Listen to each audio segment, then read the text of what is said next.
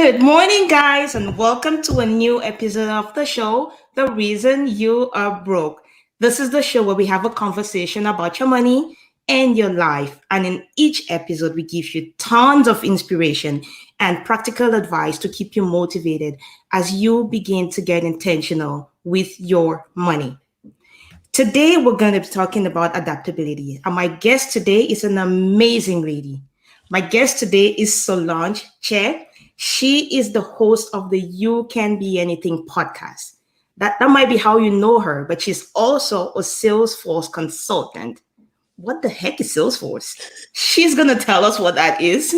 She's joining us today from the USA. And my name is Ida. You already know I'm here in Canada with you, and we go live every other week on a Saturday. So today it's Solange, and we're going to be talking about adaptability and how as immigrants we do come out here, and sometimes just because we're going through the motions of life, we kind of get trapped and we feel stuck right where we are. And for a lot of people, they just stay in that place. But how adaptable you are, that helps a lot in you being able to move forward from the place where you are to the place where you want to be. Today, my guest Solange, she has gone through a lot. We're gonna be talking, and you know what? I'm gonna welcome her right now. Please welcome Solange Che. Hi, Solange. Hi, Ida. Thank you so much for having me. It's an honor to be on your platform. This makes me a little nervous, but guess what? I'm here. If you can do it, I can do it. Yes. Yeah, you told me you usually don't do live, so it's kind of a new territory for you. Yes. Life Don't is worry, my serious guest. things. Don't worry, my audience is very nice. Guys, be nice to her, okay? Yes. So let's dive right in. Hey, as you're joining us, guys, please remember to share. Remember to give a thumbs up if you're getting any value from this. But please, what we're asking you is share, because a lot of things we're going to be talking about, it affects lots of people. And for most people, they're just ashamed. They just don't want to talk about it. But we're going to be going into those conversations. We're having empowering conversations about your money and your life. Okay, guys? So Solange, please go ahead. Just tell us about yourself. Who's Solange? Who is Solange Che? Solange Che is also known as Soso Babes. That's my plain name. So I am a mom, first of all, to an amazing 11-year-old girl. And I am the host of the You Can Be Anything podcast, just as Ida said earlier on. And also, I am a Salesforce consultant. So my everyday job is Salesforce, and my me time is a podcast. Then I have a daughter to take care of. So basically, that's me. I'm just another girl next door. The unnoticed girl next door. That's just who I am. You're getting a lot of notice these days, though. I'm seeing you all over Facebook. Yeah, I showed up in your podcast a few weeks ago, and last time I saw Buri was on, and she poured out a lot of stuff. So guys, if you haven't followed Solange, please do so. She's on the You Can Be Anything podcast. It's available on Facebook. It's available on everywhere you listen to podcasts, right? It's available on all the platforms. Yes, correct. It is. Yeah. And what's that podcast really about? Yeah, so my podcast is mostly about, as you can tell from the name, you can be anything. I don't believe in telling people that you have to be this or that. I believe in letting people have that free will to decide on what they want to be, and also have that belief that they can be what they want to become. So I started this podcast as a way to inspire and to motivate people, because it is a journey. So my podcast is more like a journey, my journey that I decided to talk about. And in the course of talking about my story and my experiences, I bring in other people so that they can share theirs too. Mine might not be a unique situation, but I want you to listen to other people. So we have different stories. You don't know who you're going to pick up from. The goal of the podcast is just to inspire you, to make you understand that you have that potential to become your best version. So the podcast is mostly short stories about either me or my guests, and followed up by experiences, then a word of advice, like how can we encourage you to become a better version and be successful in finding your best version. So that's what the podcast is about. It's just chit chat, talking about experiences and stories. Absolutely. And I actually listened to several episodes of your podcast, and in there, you talk very openly about your journey to becoming a Salesforce consultant. Yeah. What does a Salesforce consultant do? So to start, Salesforce is a CRM. So Salesforce is a customer relationship management platform. It is comparable to, if you know what Dynamics is. So it is Dynamics is a competitor of Salesforce. So Salesforce is a software that businesses use to manage their business. So it runs sales, it runs service, it runs on marketing. So they all have products. So they have like a Salesforce sales product, they have a service product, and they have a marketing product. All these three in one. We all know that that's how business begins, right? A business begins with a lead.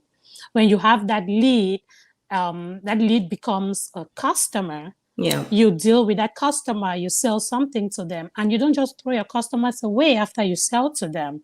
You have to maintain your customers. That is where service comes in. So you find a lead through your marketing platforms. You gain those leads. They become contacts and accounts. You deal with them, and subsequently you need to be there for them. That is service.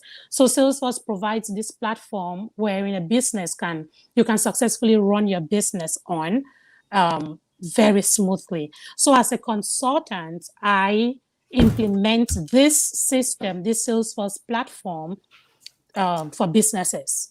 Okay. For people, it's a license thing. You have to buy the product with licenses, user licenses. Then as a consultant, I build the platform, I implement it, I do the configurations for different businesses and different, like all kinds of business, from healthcare to retail to the government, like to any kind of business uses Salesforce, from small size, medium size to Fortune 500.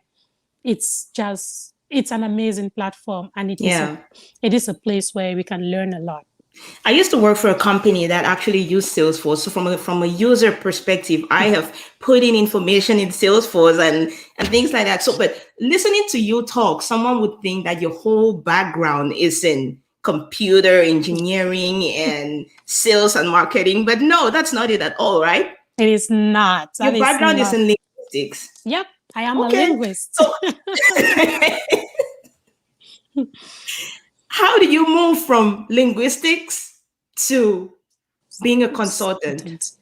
So yes, my background is in linguistics. I think most of the people that know me, they know that I studied linguistics in UB, and I did my bachelor's and my master's all in linguistics, and I also did part of my PhD program, which I suspended in linguistics. So I am an applied linguist.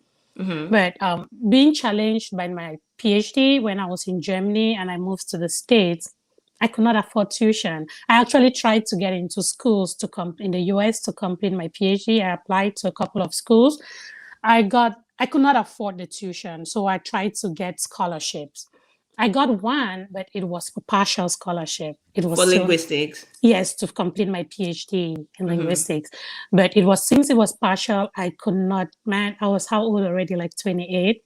I did not just feel like it was okay for me to go back to my parents and start hunting them down for thousands of dollars to go to school in the US. My family could not afford that money out cash. I did not want to bother my parents about loans or anything.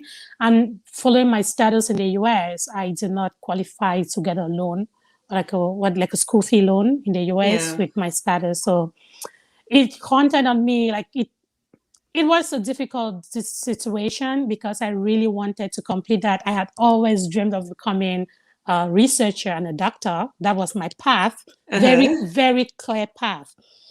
But with all those challenges, there was need for me to change. And so I decided to let go and started doing other things.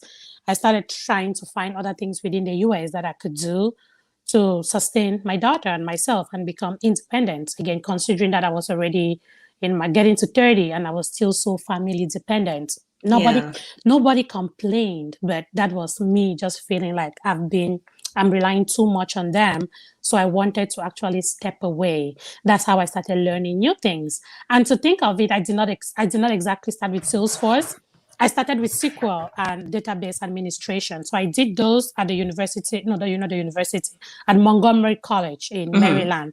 Yeah, but I didn't like it. I struggled with getting a job. I got a part-time gig once, but it was more like, you know how you just accept a role because you want to gain experience, considering that my background has nothing to do with computer engineering or anything. I had a challenge for experience. So I tried, it did not work out.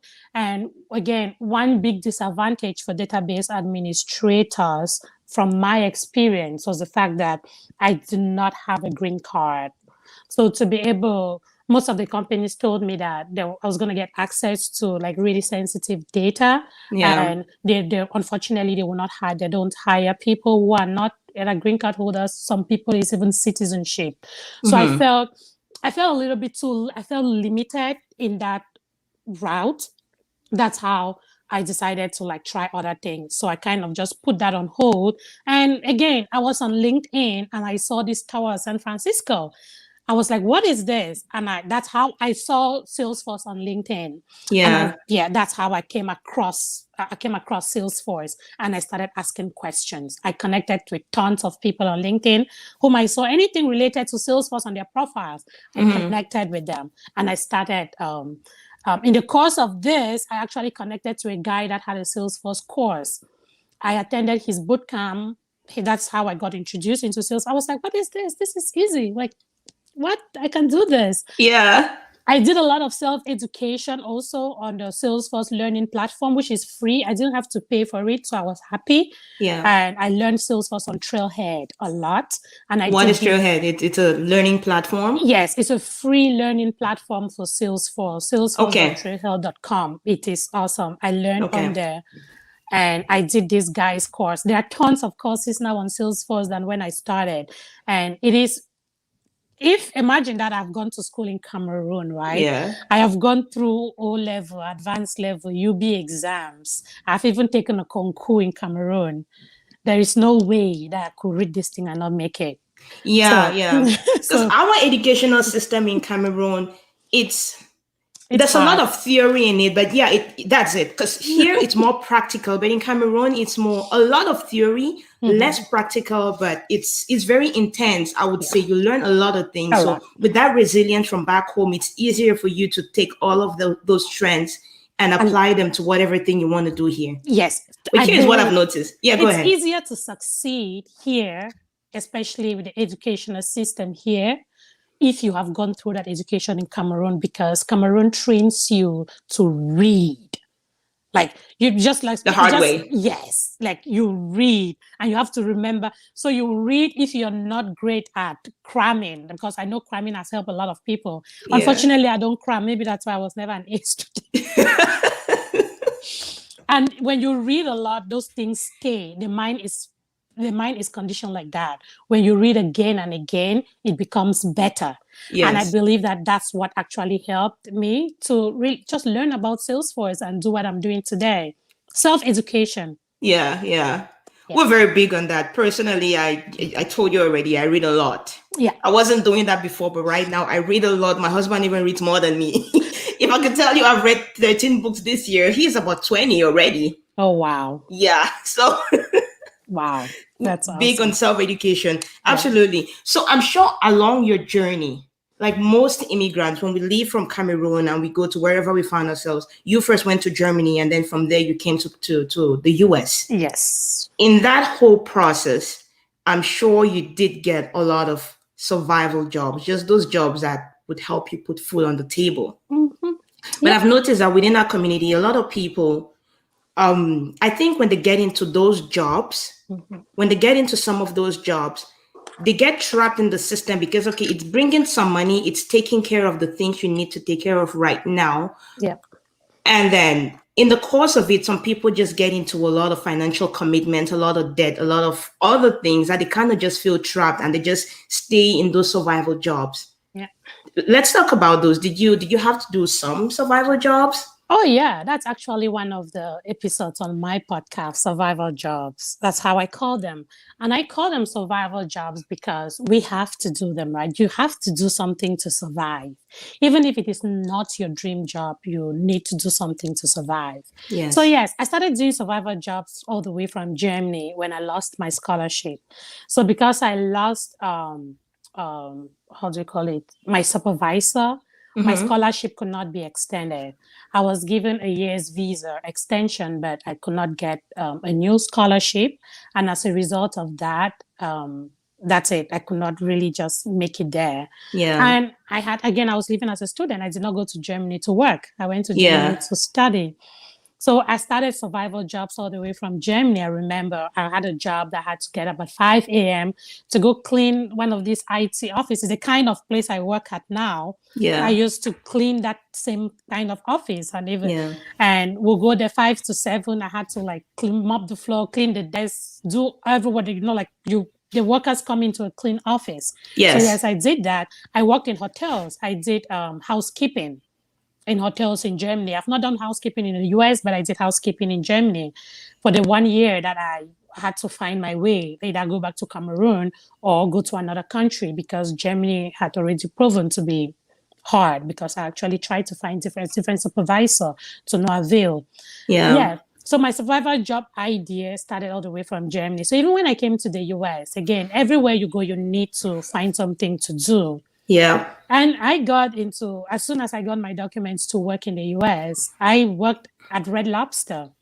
Till today, I still sit and say, I want to go back to Red Lobster because, man, did I make money at that place? It's a restaurant, correct? Yes, it is a restaurant. I worked at Red Lobster as a server. Yeah. And that's one thing if you listen to my survival jobs episode on my Episode. Yeah. podcast, yes, I talk about doing everything with all my heart. I do everything with a passion, no Yeah. matter what it is. I was thinking of what to do. Again, I did not go to school for 28 years to come and end up as a server. No. Yes. I knew that there is something better. I can be better. So in the course of doing all of that, I worked at Red Lobster. I made good money there. I actually paid for my Oracle and SQL course at Montgomery College from the money I made from Red Lobster, from the tips, not the salary, not the hourly pay. I cannot remember ever receiving a check from Red Lobster. I hear that they pay servers now, but I cannot remember. Maybe everything I made there was put in for taxes or stuff. So But they weren't paying you per hour? it was too little. I think it was like $4 something. It was too little. My God, $4 an hour? I did not care about that because Oh every my day I God. went Yeah. into that restaurant. Every day I went to work. I did not leave with less than $200. Yeah. On my good days, I made up to $350 to $400 a day. In tips. Yes, in tips. Yeah. What gave me those tips? A Good service. attitude. Yeah. Yeah. No matter how I felt, I knew that my service was what was going to give me my money. Girl, I don't joke with that. I Yeah. bought my first car from Red Lobster tips. So it was great. I liked it. I like to do my makeup, full face makeup every day, have my perfume, my black pants and shirt. I'm done. And You go in looking like the CEO, and then you Yep. go and you serve people in your, Yep. your best attitude. Yeah. Yes. My father used to say that. He said, if you want to do something, Yeah. be the best at what you're doing. Like, Yeah. give it your all. Yes. It doesn't matter what you're doing, but do it the best way possible. Yep. Yeah. That's what I did. I did servers. I worked at Aldi's. So I was also a sales associate at Aldi's. I worked All there this for is like Walmart, correct? It's yes, a grocery. it's Okay. a grocery store. Yes, I worked there. I mean, I liked them because they had German. Coming from Germany, they had some German items. So for some reason, I had an attachment. Yeah. I worked there for a while too. And finally, when I decided to leave Maryland, which I considered my family base, like that's where the stronghold of my family is, Yeah. I was like, it was time for me to move and try to be myself instead of depending so much on my family. That's how I moved out of Maryland. But in order to move out of Maryland, I had people tell me about becoming a nurse aide. I don't like nursing. Yeah. Like, I respect it, but it's not a profession that I don't like blood. I I admire people who do it. I Yeah. respect them, but it's really not just my It's not thing. for you. Yeah. Yes, it's Even not when my I thing. got here, I Mhm. think out of the love of people's hearts, they're Yeah. trying to suggest to you something that has worked for a lot of people. And they say, okay, go do nursing. When I came here with the intention of becoming an accountant because I was working as an accountant in Cameroon and I was working. I don't know how long ago you left, but before there's this company in Cameroon that sells yellow gas bottles, domestic Oh. gas, local gas. Mhm. That's where I was working. I was an accountant in that company before coming here. So when I was coming here, I was coming with big dreams, big aspirations. And then I come here and the first person was talking to me says, you need to go do nursing. I'm like, what? Yeah, nursing is good, but personally, I'm so scared of blood. Yeah. It's I'm not for sure that's, everybody. yeah, it's not for everybody. I do respect nurses, I admire them, but it's not for everybody. I think the fact that some people go do things that they have no passion for, and that's why we have lots of good nurses, but that's why we also have a lot of bad nurses out Yes. there and bad doctors because they're Yeah. going in there for the money and not for the passion of it. Yeah. So Yeah. you had people telling you, hey, go do nursing. So Yeah, yeah, I had a lot of people advise me to go do nursing. I resisted. I was like, no, I can do other things. That's why I ended up working at Aldi's. But when I had to leave Maryland, I had two options, either to go to North Carolina or to go to California. I visited North Carolina, but I felt like it was a little bit too segregated, Charlotte. I did not really like I did not feel it. So I reached out to a friend, my childhood friend Estelle. She lives in California, and she was like, hey, girl, you're welcome. Come on. yeah, But one condition she gave me is that I am a nurse. I can help you get a job as a nurse assistant as soon as you get into California. But if I tell you if I promise you that I can help you get a job at a store or any other thing, that will just be promises. But I can assure you that if you come to California with a nurse assistant license, you can start working ASAP. yeah, I needed to work, right? So I went ahead, I paid for my nurse assistant while I was still in Maryland, and I did the nursing assistant. So this is where you find yourself. You have to do what you have to do to survive, right? yes, This is the same me that had resisted nursing for almost 2.5 years. But there was need for me to do it now because I saw it as an opening to what I wanted. So yes. I went ahead and I did the nurse assistant. I got to California. She was the head nurse in one of the homes there in Gilroy, and she helped me. I started working. Haley got. I went with Haley, and she housed us. She hosted us until I was financially stable to go find our own place. And Haley that's is your daughter. yes, Haley's my daughter. Yes, So okay. I moved with her, and my friend Estelle, she hosted us for until I was able to find our own place. And to me, that is gold, right? Yes. That's something that I would never downplay till You didn't today. have to pay No, rent. yeah, at all. Nothing. I didn't have to pay Wow, rent. that is rare. She helped me get a job. I stayed in her house. Haley had a school right next to her house. And it was just, I don't know, when they say God butters people's bread, Yeah, that was butter on my bread. Yeah. yeah, It made the move really easy for me. And I started working. Within 3 weeks, I started working. I was working at her place. And because I had her, before becoming a nurse, she had been a CNA. So she will give me little tricks here and there. yeah, I'm somebody that likes perfection. And sometimes she'll be like, hey, sometimes you have to just do things and go. You don't have yeah. to. This is you who Yeah. does things like this, and they say, no, Yeah. just do it halfway. Yes, You're just like, do it and oh go. my So God, yeah. she gave me all those tips. And again, working in a home, I liked it. I actually enjoyed that part of the CNA job because I'm a talker, right? I will go in, Yeah. I will talk with these people. I talk mostly older people. I will take care of them. I chat with them, and I actually liked it. But I said in one of my podcast episodes, the day that I got hit in the face is the day that one of the guys I was taking care of, I came to work and then he died. I was like, I cried like I was a bit like it was my dad. I could not handle it, and I'm like, Yeah. You're grown attached to them. yes. So I kept asking that question. How do you people deal with it? How do you people deal when your residents, when your patients just die on you? How is that? It affected me so much. Like, so she would tell me like, hey, take care of these people, be nice to them, but be careful. Don't become emotionally attached. So I kept getting that kind of It's hard to advice. do that. It's so hard. Like, how do you even do it? I'm like, Yeah. Especially when you're a people person, you find something to connect with, and then when that person is gone, it's like some part of you, somebody in it feels like your family, you lost a family member. yeah, it was so hard. But But nurses have to deal with that every day. Oh my I God. think that's why I Yeah. say I respect them for Yeah. real. I respect them for that. It is just awesome. And I did the CNA job, but at this time I had come across Salesforce. So I'm a CNA and I am doing my Salesforce thing. So by the time I got my first certification as a Salesforce admin when I was still a CNA. Went ahead after I left my friend's house and I moved to Fresno. I got my second certification and I was still doing my CNA job. So Mm-hmm. yeah, so I have done the survival job. The one thing that I never did, and I advise everyone not to do, is to settle at a survival job. Please Yeah. do not settle. Do it and find your way out of it. It is not where you belong, especially my dear Cameroonians or Africans, with all the education that we have back home. We are not meant to stay at survival jobs. We Yeah. can be better. So Yeah. that's the message I always like to throw out there. Yeah. Yeah. That is so deep. Let's see. We do have a few comments here. Kiki says, I'm here for Solange. Kiki Bandi.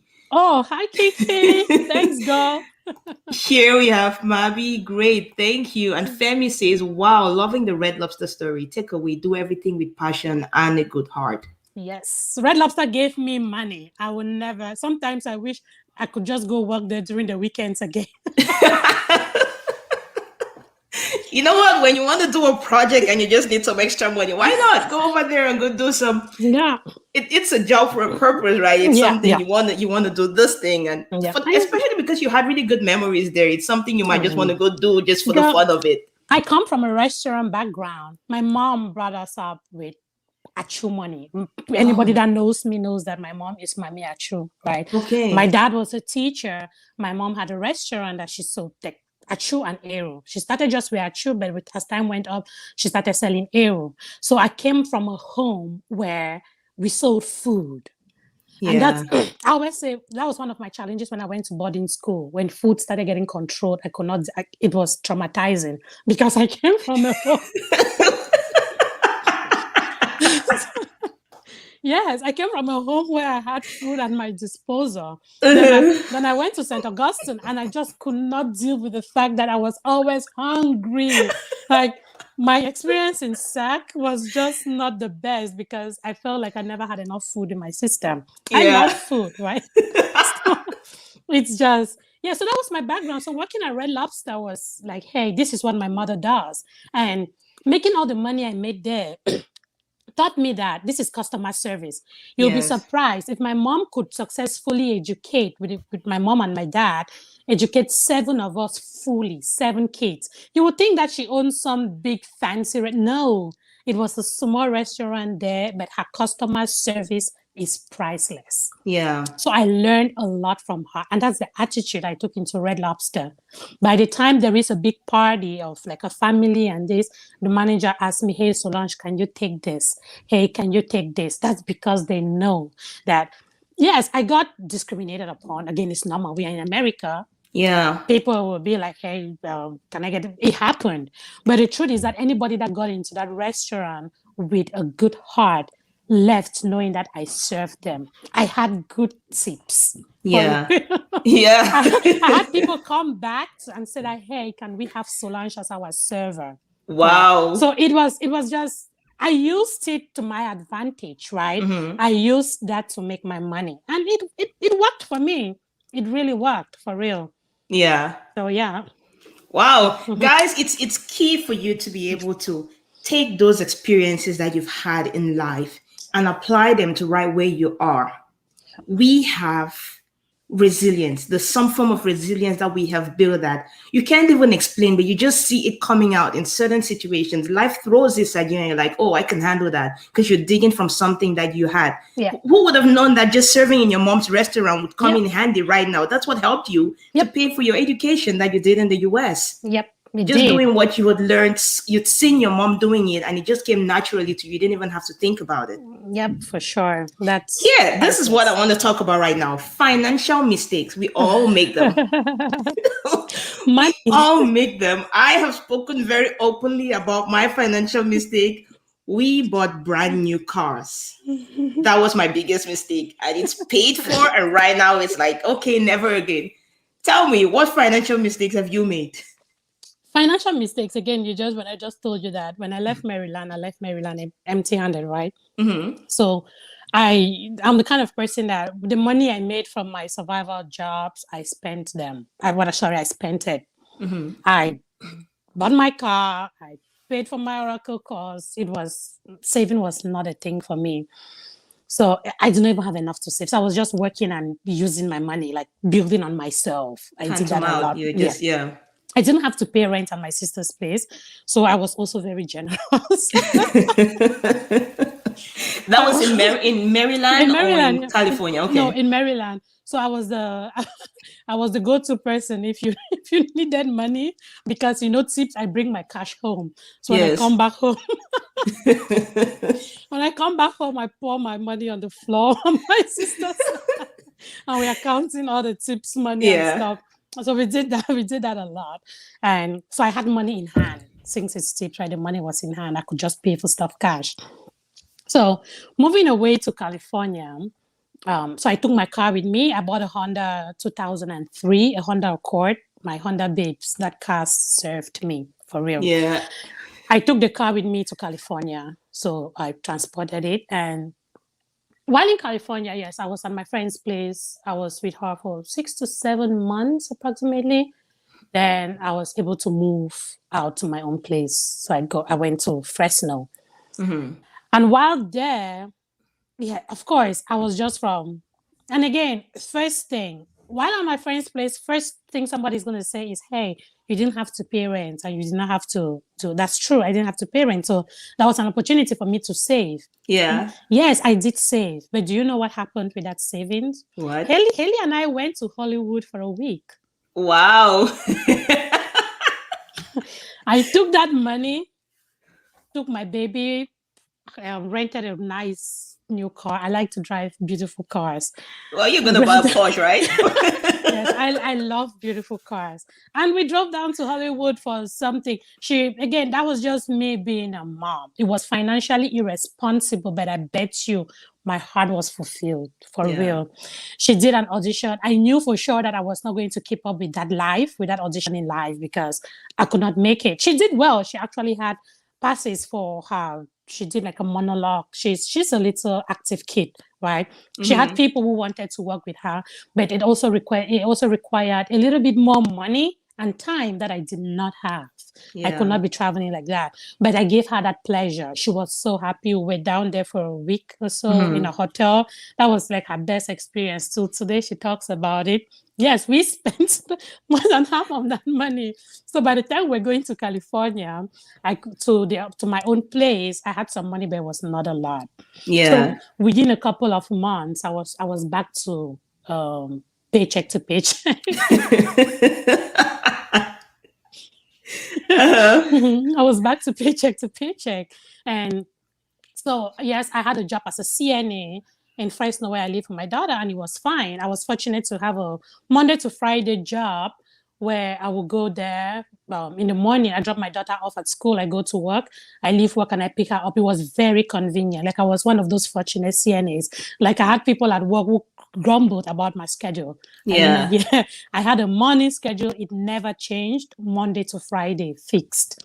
So that's one of the time. That's my invisible hand of God. Yeah. I don't know Yeah. how. I don't know how that it actually spoke to them and they understood. Other people brought in their issues. Hey, I'm also a mom. I also have this, but my schedule was fixed, and so Yeah. I'm always very grateful for that.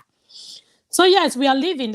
We are fine, right? We are living our paycheck to paycheck. We pay the rent, whatever is left. My daughter and I, we grind it. We live. We two happy people, right? Yeah. We don't have. You're living like there's no tomorrow, just enjoying the moment, enjoying the mother-daughter. Yes, and Yeah. we had a good time, except for those moments when I sit and I think, I'm like, Solange, you don't own this life. God forbid something happens to you today. What is happening to Haley? right? So those are those moments I started thinking of trying to earn more income and more money so that I can at least put something on the side. First thing that came to my mind, the most convenient thing was to drive. So I decided to do Uber to apply for Uber and Lyft. Yeah. Both of them told me that my car was too old, right? I had a Honda Accord, What 2003. year? 2003. 2003, yeah. Okay. So they both told me that my car was too old. I needed a new car to drive for Uber and for Lyft. The first Yeah. thing I did was that I also found that there was something called Postmates, right? That you deliver food and stuff like that. Yeah. So I actually did Postmates with my Honda, but it was so cheap. Like there was no money. What I did was after school, after I leave my CNA job and I pick Haley up from school, I turn on my Postmates app. We go around delivering food, both of Yeah. us. So she liked those because that meant I was going to buy her food from outside. So she liked it. She was going to eat fast food. But Yes. I did that for a while, but the truth is that it was not paying. It was little money. Sometimes we'll drive like that from 3 that I pick her up from school till like 7, and I'll make like $21. Under the gas you spent on that day. Yes, I did it for a while. At first, I thought I was going to get better. I did it and it didn't work. So this is where I needed to now sit down and decide on what I really wanted to do. Drive for Uber and Lyft. I knew that with that, things were going to get better. And That was in addition to your CNA job you were doing at the yes, time, and also while getting ready for your Salesforce career. all of this is happening. Please do not forget, while all of this is happening, my daughter and I went to bed at 8 p.m. It was just two of us. It's easy to manage that. Yes. By 7, we have eaten. If we have to watch TV for a little bit, we do it. We could watch a movie. By 8 p.m., we are in bed. By 3 a.m., I am up studying. I study from 3. That's why till today, that's my power hour. So even if I have a challenge at work, if I'm challenged, if I need anything at work, it gets solved between 3 a.m. and 6 a.m. So that was my power hour. I studied. I read. Again, Salesforce was new to me. I needed to read, right? Yeah. I needed to. It is not easy. It is something that you need to put in the work. Yeah. And especially for a change career, I needed to put in the work. Yeah. So while all of this is happening, we are doing the Postmates thing, driving for Uber. I was still studying for Salesforce. That's why I say I had by the time I left California, I already had 2 certifications. For Salesforce, but I didn't have a full-time job. I had a volunteer kind of job just to build experience, but it was not a dream job. Yeah, right? Yeah. So money comes in here when we talk of financial mistake is when I needed to get a car. So I decided that in order for me to do the Uber and the Lyft, I needed to get a car. And I walk into this Honda Clovis or Honda of Clovis or whatever.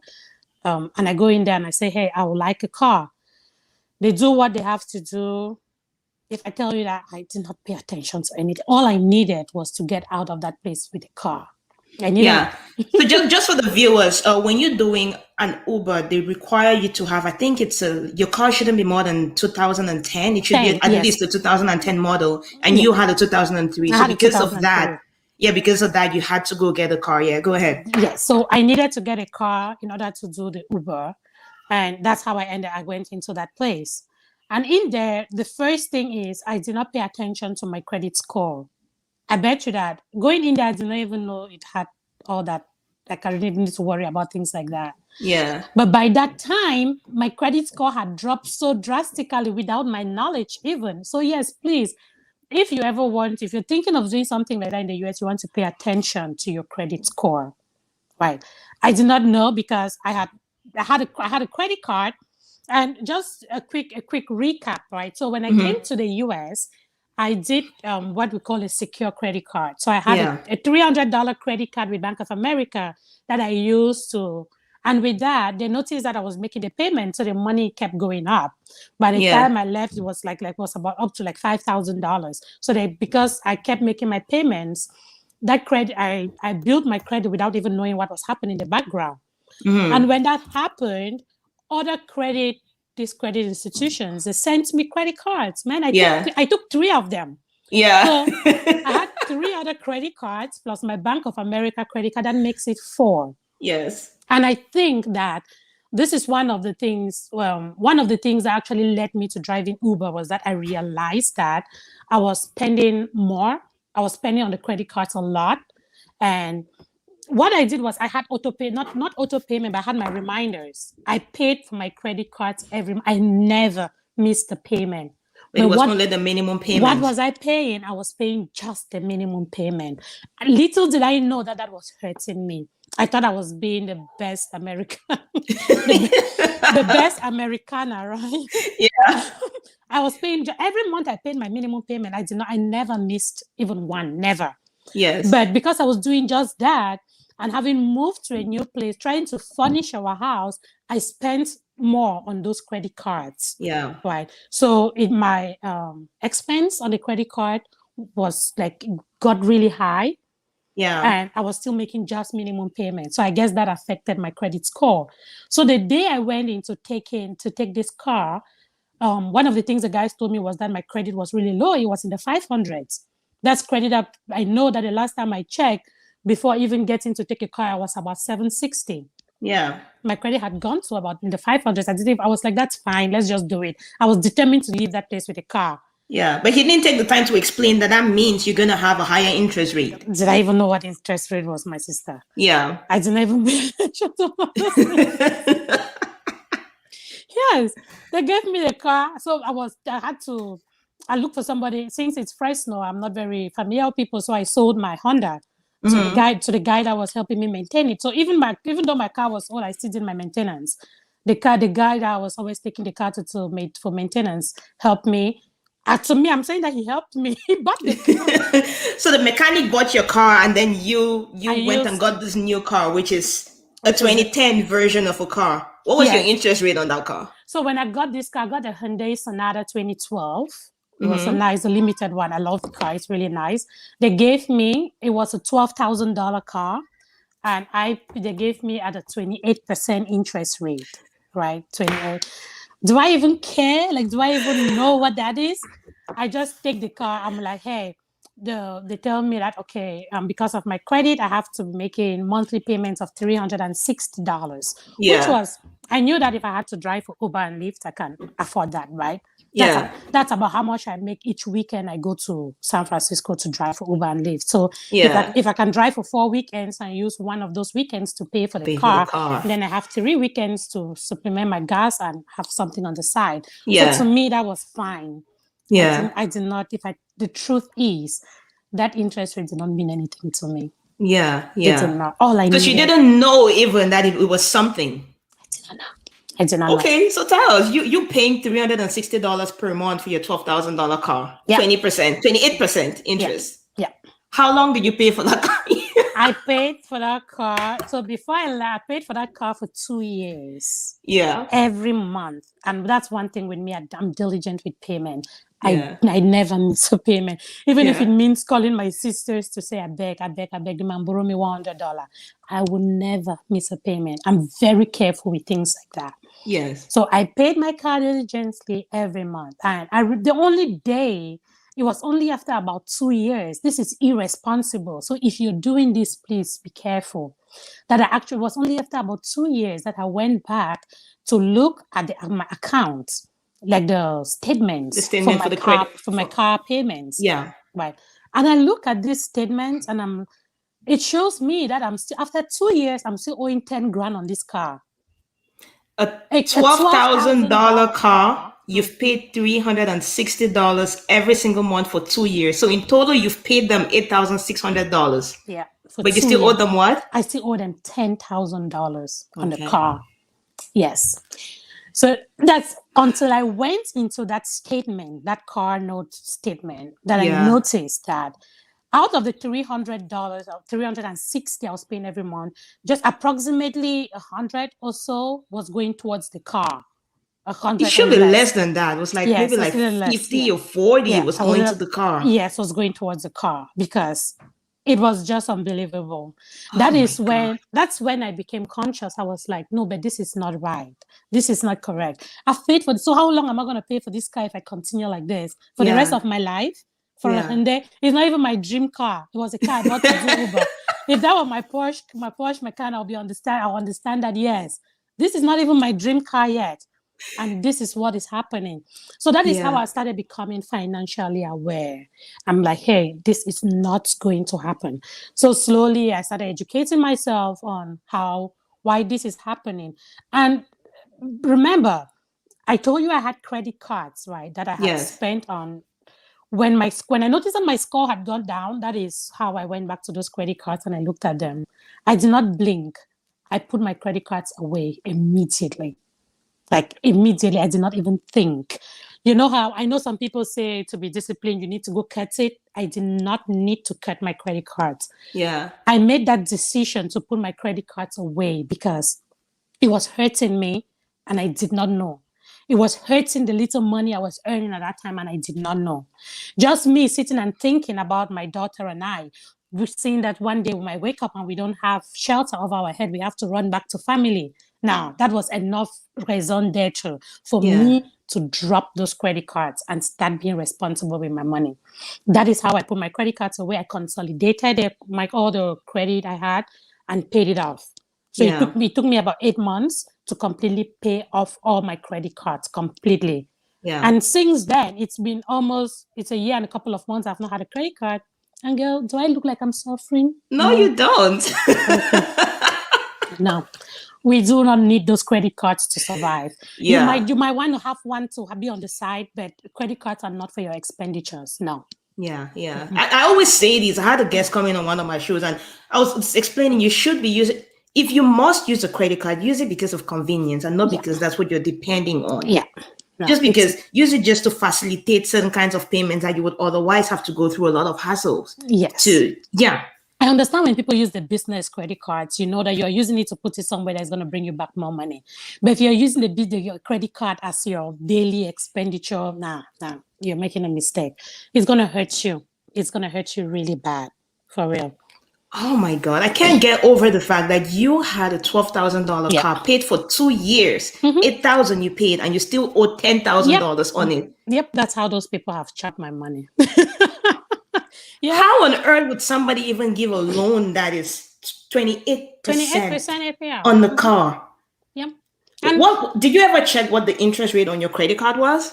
I don't. If I tell you that, I know that I'm lying to you. And those are the mistakes that we make. Those are the things that we don't pay attention to. We just know that we have to spend and pay. No, like the more you become financially aware, you realize that there are tons of those things that you need to cut off. Yeah. There are tons of those things that you just need to cut off. I'm not sure that it was just me. I'm not some blockheaded. I'm not. Yeah, no, you're smart. If I'm making these mistakes, I bet that there are tons of you out there listening to me that are making the same mistake. Even if you're not going to reach out, right, to any of us for help, reach out to somebody and get that fixed. Just have a rethink, because the truth is you might not know it, but all of that is hurting your money. That's the truth about it. Yeah. Oh my God. And you're going to hear people saying, oh, I'm just going to use it. It's free money. It's not free money. You're paying for it. They're giving you 21 days to pay for it. But guess what? The fact that you choose to use a credit card, for most people, just because it's so easy to go spend money on that credit card, it increases your chances of spending more than you would have wanted to. Yes. Because when you're using your debit card, you're physically using the money that you have in your account. But when you don't have it, you don't have it. Yep, that is true. That's why I don't do credit cards no more. I'm a living proof that you can survive without it. Yeah. So that's why I always tell people, I survive without it. I'm a single mom. I take care of my daughter and all our stuff. But I don't swipe a credit card. I don't. Maybe yes, I'll say that. I'll probably say, okay, I used it when I was a low income earner. Today, I'm not exactly a low income earner. I'm no millionaire, but I will not call myself a low income earner. Mm-hmm. But again, I think that you can survive without a credit card. Yeah. That's my belief. Financial literacy and financial independence, even it's not even about how much money you make. It's all about how much money you get to keep. Yes. Thank you. How much gap you put between your income and your expenses. Because if somebody is making $100,000 and they're spending $99,000, but you making 45 and you're spending 30, guess what? You're richer than the person making 100,000. Yep. Financial independence is not about how much you make. And people really get this confused. Sometimes when I'll sit and say, hey, you're broke, I wouldn't actually tell somebody you're broke, right? But yeah, but I tell myself. A lot of people get offended just with the notion of saying you're broke or accepting that, you know what, I make too much money to be living paycheck to paycheck. They kind of feel, I don't even know how to put it anymore, but there is this misconception that for you to be financially stable or for you to be financially independent to an extent, it means you have to be making a lot of money. No. You have to start right where you are. Just put some gap between your income, and your expenses. The more gap you have, the more you have in here to do those things that matter most to you. Yeah, that is so true. I agree. Wow, you have been pouring out some nuggets out there. It's just that's the story of my life. Like when I remember after you came onto my podcast and we talked on the reason you're broke, and we talked about a friend called me and said, "What makes you people think I'm broke or so? I have this job." I'm like, my dear, it's not about how much you make. It's about how much you can keep. Right? Yes. If you make $130, $150 annual or $1,000 annually, and you're paying a mortgage, you're paying a car loan, you're paying credit cards, you're paying all of those things you still have. But if you cannot keep a good chunk of that money and say, this man, forget it, you're broke. Yeah. Because if you lose your job today, what is are you going to survive next month? Well, yeah, that is it. No, it's not next month either.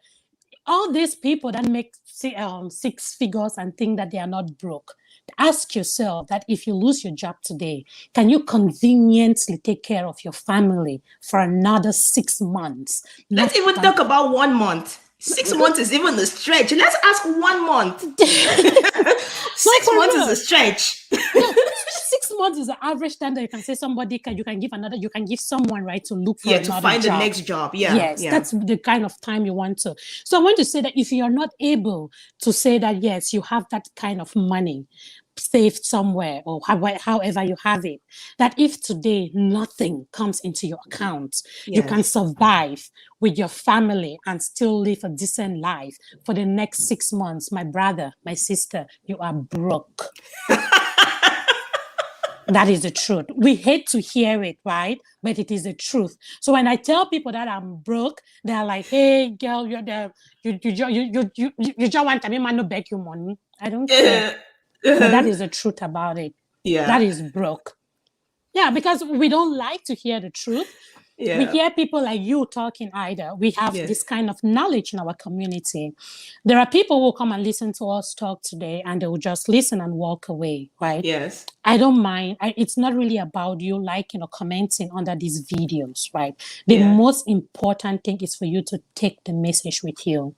Yeah. That is what we need. We are not out here to look for likes. Right? Yeah. In as much as I encourage people to go like my Facebook page, follow me on Instagram, do this, it's because I want to make sure that you don't miss the nuggets. Right? Yes. Get the knowledge. It's not because when you go like it, I'm going to get a dollar richer or something. That's not my goal. That is not Ida's goal. The goal is just that you should get the information. You can't know everything. Yeah. Come and ask me about Salesforce. Yeah. Ask me how you want to get started with Salesforce. Yeah. I'll help you. Yeah.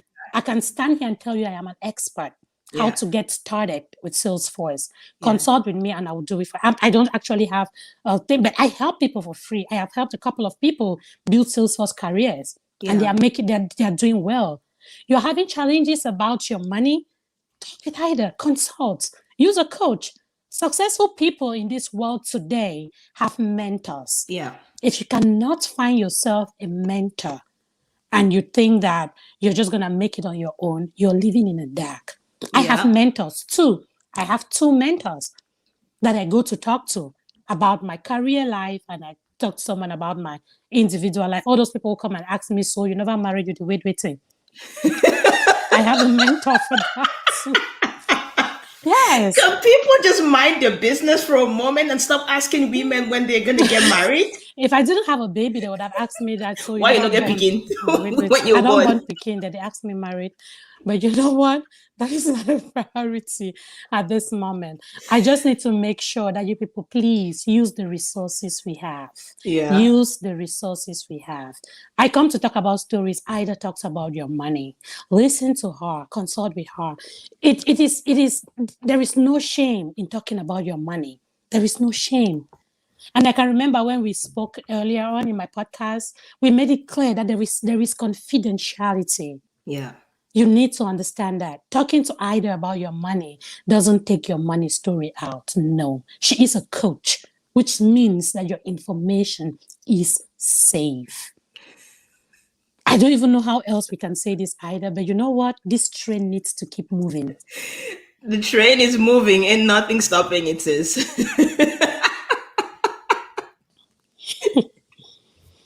So Oh my God, this is amazing, Solange. I'm so happy that I've had you today on this show, and I I'm can. definitely bringing you back. Look at the person who said she couldn't do a life. Look at you. I'm scared of lives because I want to make sure that I don't make any mistakes. But this is good. So I want you to talk to one person today. If there's somebody who's feeling stuck right now, right where they are, what words of encouragement do you have for them? I know you've thrown lots and lots around just as we've been talking, but if there's somebody out there, be it a single mom or be it a new immigrant or be it somebody who's stuck in a survival job or somebody who feels that they've made so many mistakes that they can't get out, what can you say to such a person today? That kind of person is my friend because that is where I was at one point in my life, right? That kind of person is in a place that I used to be. And if you are that person that for some reason you feel like, oh my God, I'm under finish, right? I'm so done. I just want you to know that there is some level of self. You need to get back into yourself. Like, who are you? What is it that you really want? Like, there's this question I always ask myself, Solange, what do you desire, right? It is okay to want things. It is okay to dream, but it is not okay to dream and stay put. When you dream, you need to go for those things. Go for them. This is me, right? At the moment when I did all my survival jobs, one thing I knew for sure is that I wanted a job that will pay me, I can do conveniently and be able to take care. Again, my priority is always my daughter, right? Yeah. That's who I have now. Yes, I have parents that I have to take care of too, but they are my parents, right? I have my daughter. We just lost Solange over there. I'm not sure what happened, so sorry about that. But if you want to reach out to Solange, she is a Salesforce consultant, and you can always reach her on the You Can Be Anything podcast. Okay, she's back here. Yeah, I'm sorry you Technical lost me. difficulty, that's fine. Yeah, I was just sorry. letting the guests know that you just got disconnected, and Okay. we're live, it's technology, it happens.